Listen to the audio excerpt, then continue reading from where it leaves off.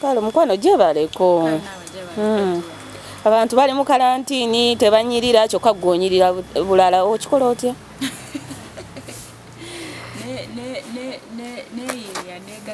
Negattagatta ne safaanana nga kiriwo kiringa onoobeera ng'osiiba notafaanana nga vvu kubanga osiibamu oba olina okwenyirizaako nofaanana bulungi. Kalo tuze ku nsonga eno karantini ekuyisiza ete? Asooka embuuza balidde bestiri mugamu twalidde bestiri muli bulungi karantini ebayise etya? Karantini yonna gye tuli kyekimu buli omu waali buli omu waali emunyiga buli omu mu ngeri ye sagala kwefuula mbu ate nze nnyiga oba tenyiga karantini buli omu yesiza mu ngeri ye era saagala gyogerako nnyo kubanga tukyogeddeko nnyo. I think it's time tuyiye ekiddako ne business muyiye eziddako kituufu tuyiye ekiddako kubegulira twogera te karantini katuyiye kubiddako tulabe kuba kati ekiddako tetusuubirayo ebivula okuddaawo amabaala okugulwa kati katulooze nti kya mwaka gujja onabongo tekikukoseza? Kinkosa of course because music is my business but era nsobola okufuna sente somehow era mu music wemba nsazeewo because we get online money as long as you're producing a music and release you can put your music on your online platforms nokola tukafuna sente iTunes, YouTube, Spotify, everywhere. It's called TuneCore and YouTube. You can get your money somehow through those online platforms. Ate n'ekirala bw'obanga okyafuna obusente obwo osobola obufuna n'obwinvesting into some other business n'ogamba nze nzije online ezimu kazize mu music endala nzikolereko ka business akalala kati like me I'm going into fashion. Yo bulijjo tolinayo business ndala? Just in a business ndala. Lockdown yakuyigiriza? Lockdown yanjigiriza, yes, but I also had it in plan before but yampadde ka boost of chikole okitegera like yampushing to go for it. Kalo mu nsonga eyo ng'ogivuddemu abantu abamu badde bakolera shows ku online bafanizi bamwe abamu tebalina ssimu za online olaba tekibakosa? Otubuuza ngafe abasawo covid nedda olinga supportinga nti covid ebeerewo oba lockdown ebeerewo? Covid weeri ne lockdown weeri we cannot fight it kiringa okukabirira amata agayise ekiredi weekiri ojja kumulemera kwantefaanu wange ali ewa atalina ssimu okundaba sho yange ate waliwo alina essimu asobola okukola ki okundaba so covid weeri ne lockdown weeri just ekiriwo okuyiiya nti omuntu yena alina ali muno covid embeera asurvivinsa atya kyekiriwo right now terigamba mbu ate olinga agamba ate covid abeerewo sinze ensalawo bagamba even ne sente za online zezo tezimala abantu badde bakuba ebivulu byabwe per week ng'olaba ajjayo esente eziwera kati ate ziri alina okulinda monthly ng'olaba nti kiba kimukolera? Of course tezimala wadde but tekikugana nazo kuzijjayo kuba nazo ziyamba okitegeera just olina kwongera bwongeza ebintu byokola online n'engeri gy'obikolamu n'obipolishinga you make it better n'ofuna obusente bwo. Yes. Kale Gashumba yavuddeyo n'ayogera ku ki?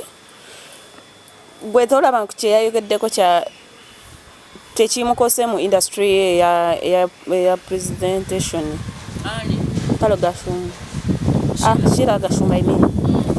Yavuddeyo n'akola ki? N'ayogera nga bo bamuvuma nnyo bamuwemula bamukola ki bamuyingirira famire ye golaba tekimukose nnyo? She's a lady, she has a right to speak. Aina right to speak n'ekimuli ku mutima gwe n'okwogera ekimuluma sitakyogeraho kubanga ezo ensonga sizirimu. Gwe tebabyogeranga tebakuvumangako ku mpewo? Of course banvuma but right now it's not something I want to talk about. So nakululamba a very long time to explain it. Right now so la kuchinyonyola how it goes and what should be done and okitegera kiwanvu zaga kiyingira mubadde muyina kyemani wammwe saawa zino tulaba yeesimbyewo munakikwasaganya mutya munakkiriza omulala okumwesimbako mufune omupya oba abeerewo nga babadde akola? Chairman waffe Sophie Gombe, first of all njagala muwishinga all the best gyagenze mu politics madde nsaba mwagaliza buwanguzi bukka nekyokuba nti yagenze twetaaga president. Yes, twetaaga president era tujja kufuna kyogamba oyo mumukoye? No, she resigned. Yatuwadde letter of resignation ku temukimanyi? Tukimanyi. Madde mukimanyi. Because she resigned. Oba resigned it means owadde emirimu gemuno kozeeko kyenkolako omulala akoleki atandikiraawo. So tunoonya omulala addako. Kati nga gwe mu bayimbi bonna olaba ani asobola okuki siri ku board sinza asalawo ani asobola natasobola. Naawe osobola? I can be a president. Yes. Yes, I can be a president, but I'm too busy trying to build my own empire. I don't build other empires. Right now, music wange, the fashion wange, I think I take on n'abalala oba governing. No. I'm too busy for that. Yeah. Kati nga politics yo tomwagala? Sikola politics agana kumwogerako. Bobi Wine yakubye ekintu kye mu weekend awo wakirabye? Oyo ndi fan we ng'omuyimbi, very big fan. Yakubadda naye akimanyi. Gw'olaba kijja mukolera lwakuba shows tatera kukola shows bazimugaana. Gw'olaba we kinamukolera n'ahandolinga nafuna kasente. Yes. Online shows? Yes. Online shows are working for him. At least now we get to see him performing. Like it's been long. Okumula konga Ayiyimba. I never find him me and Bobi Wine's fan. But I did die hard way. Ila we daba kashoke zukira those days he used to perform for us Momirembe. Missed him. We are happy that he's doing some online shows right now. So tukusuubira nti naawe oli behind of Bobi Wine? Bobi Wine behind him means what? People power. Inze munange sikusogera politics. Those things are confidential. That's why bagamba obogeno wali okulonda oyina ukwata boti papa konoka tiki ngaboti nti wali akola ki? Akulabye. Yes, and that's how it stays with me. Sikola politics publicly. And that is very confidential. It's very secretive. It's about me. Baade bagamba nti bagenda bawa kasente. Nti bagenda kuwa mu abayimbi akasente. Abaviiramu awo abali bategese ebivulawo emabega abayagala needs ngo toyina oyagala kutandikawo ka business akapya bakuwe otandike golaba zinasobola okutuukako kalonga gwe mwa. Right now I think right now the kubayimbi bo mentioning agama paya bayimbe Uganda you can't fail to mention Kasita. I've worked hard for it. I've gained my place in the music industry. So if the money is there zija kuntukako. Kalo abarudde mu industry eno kati nga Sindi yagambye nti arudde mu industry buli baba we sente tazirabako. Abula nange sija kwefula nti mbimanyi nnyo but I think it was never awo nyiza okuzifuna.